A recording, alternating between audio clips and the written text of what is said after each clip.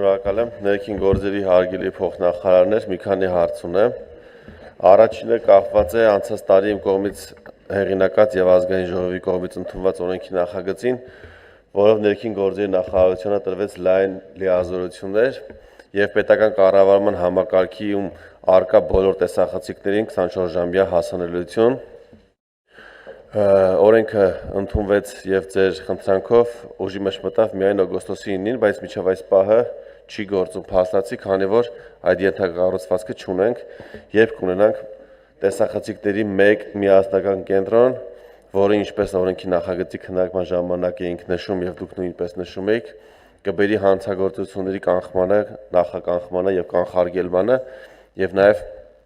կատարված հանցագործությունների արագ բացահայտմանը։ Երկրորդ հարցը կապված է հաշվառման քննական բաժինների հերթերի հետ։ Մենք անցած տարի իրար հետ համատեղ քննարկման արդյունքում փոփոխություններ կատարեցինք եւ մարդկանց տվեցինք հնարավորություն վճարելով արտահերթ քննություն հանձնելու։ Սրա միջոցով 6 ամսվա ընթացքում ունեցել ենք 5 միլիարդից ավել հավելյալ մուտք ներքին գործերի նախարարություն, բայց ավտոպարկը շարունակում է մնալ քիչ։ Այսինքն այսօր տեսական քննության համար մարդիկ պետք է ամիսներով սպասեն։ Եվ նաև սա է պատճառը, որ ունենք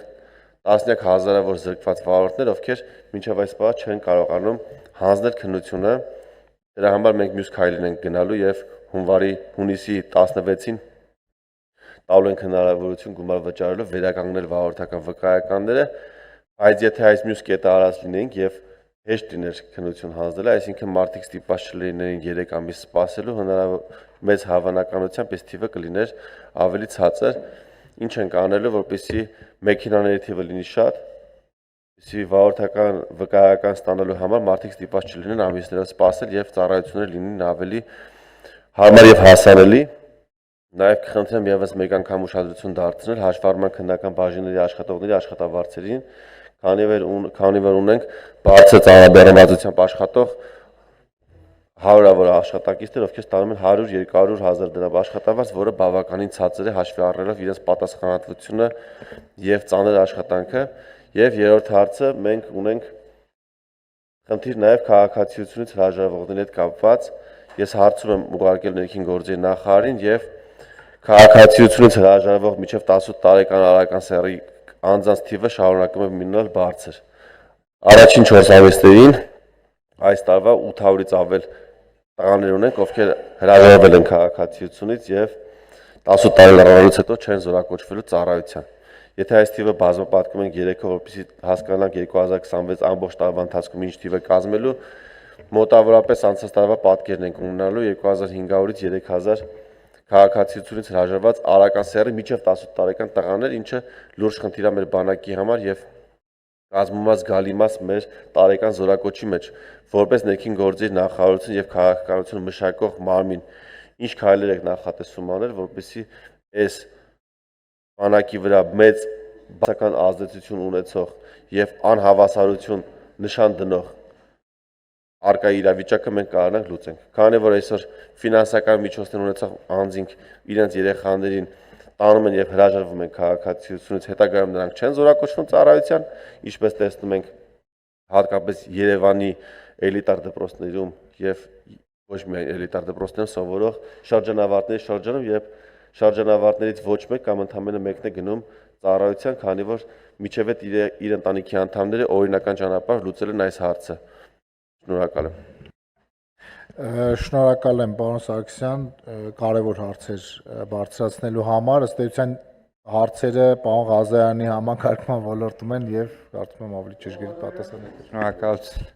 Բոլոր հարցերին անդրադառնամ հերթով, պարոն Սարգսյան, առաջինը ինչ վերաբերում է տեսախցիկների օգտագործման, այո, ճիշտ եք, մենք չունենք այդ ենթակառուցվածքը, դրա համար էլ ապահովված չի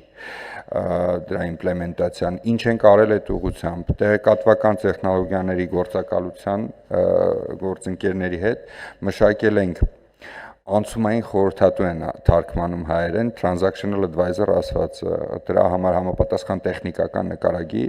որպեսզի մենք ունենանք անցումային խորհրդատու, որի միջոցով մենք կփոխենք ամբողջ ինստիտուտը։ Մենակ մեկ կամերայի դոստուպի հարց չլուծենք, հա, կներեք, այս բարձեցման համար խնդրի, այլ լուծենք ընդհանուր համակարգի ամբողջականացման հարցը, տեսեք, երբ որ մենք գնացինք կենսաչափական համակարգի ներդրման հարցը, մոտավորապես 1 տարի եւ ավել մենք նախապատրաստել ենք մրցույթային փաթեթը։ Դրա արդյունքում մենք կարողացանք ունենալ որակյալ մրցույթ։ Ես չեմ ասում պարտադիր պետք է ժամանակահատվածը այդքան տևի, բայց առնվազն մենք պետք է ունենանք այն բավարար գիտելիքը եւ կարողությունը, որ մրցույթային փաթեթը կարողանանք ճիշտ ձևակերպել։ Հիմա մենք ունենք այս ուրեմն անցումային խորհրդատուի մրցույթային փաթեթը,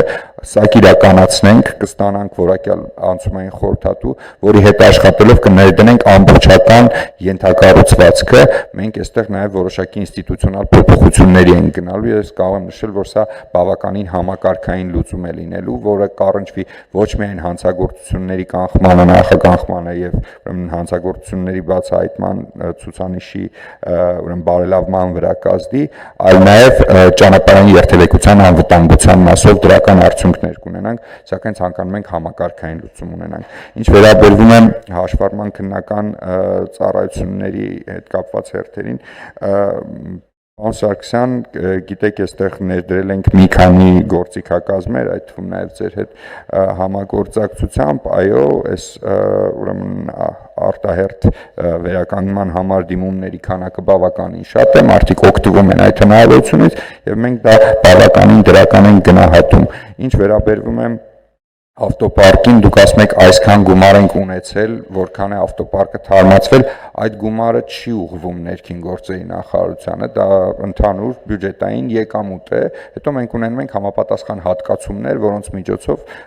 ուրեմն սպասարկում ենք մեր ծախսերը, առաջիկայում ունենալու ենք որոշակի ավտոպարկի թարմացումներ, սա արդեն կրկին ամիսների մասին է խոսքը, մենք եւս մտահոգված ենք հաշվառման քննական բաժիններում ծառայություն մատուցող մեր անձնակազմի վարձատրության չափաբաժնով, սակայն սա ընդհանուր քաղաքծառայության խնդիր է, միայն մեր խնդիրը չի, ընդհանուր քաղաքծառայության համակարգում մենք կարծում եմ պետք է նայենք աշխատավարձերի քաղաքականությանը պետք է ուշադրություն դարձնենք, փորձում ենք որոշակի բնականաբար պարգևավճարներով որքան հնարավոր է այդ իրավիճակը մեղմել, սակայն սա ընդհանուր քաղաքծառայության խնդիրն է։ Ինչ վերաբերում է քաղաքացիության դադարներին, կրկին քաղաքացիության դադարների հետ կապված, ելի ունենք ինստիտուցիոնալ պրոբլեմ, որը լուծելու ենք նաև այն փաթեթով, որի մասին քիչ առաջ խոսում էի քաղաքացիության ձեռքբերման կտորով, մենք կարծում ենք, որ այդտեղ բավականին խնդրահարույց է քաղաքացիության վերականգնման ինստիտուտը, որը չի ենթադրում ոչ մի ֆիլտր։ Ներկայիս օրենսդրության մեջ քաղաքացիության վերականգնումը բացարձակ չի ենթադրում ոչ մի ֆիլտր։ Այսինքն, եթե անձը դադարեցրեց իր քաղաքացիությունը, չափահաս անձը դադարեցրեց իր քաղաքացիությունը, դրա բերումով դադարեցրեց իր անչափահաս երեխայի քաղաքացիությունը, այնուհետև անչափահաս երեխայի քաղաքացիությունը դադարեցնելուց հետո տվյալ անձը կարող է հաջորդ վայրկյանին դիմում ներկայացնել քաղաքացիությունը վերականգնելու ուղղությամբ, մենք կարծում ենք, որ դա խնդրահարույց կարգավորում է, այսինքն ոչ թե խնդրահարույց կարգավորում, այլ կարգավորմանը պարզապես երբեք ուշադրություն չի դարձվել, մենք հիմա դրան ուշադրություն ենք դարձնում եւ կկարգավորենք, շնորհակալություն։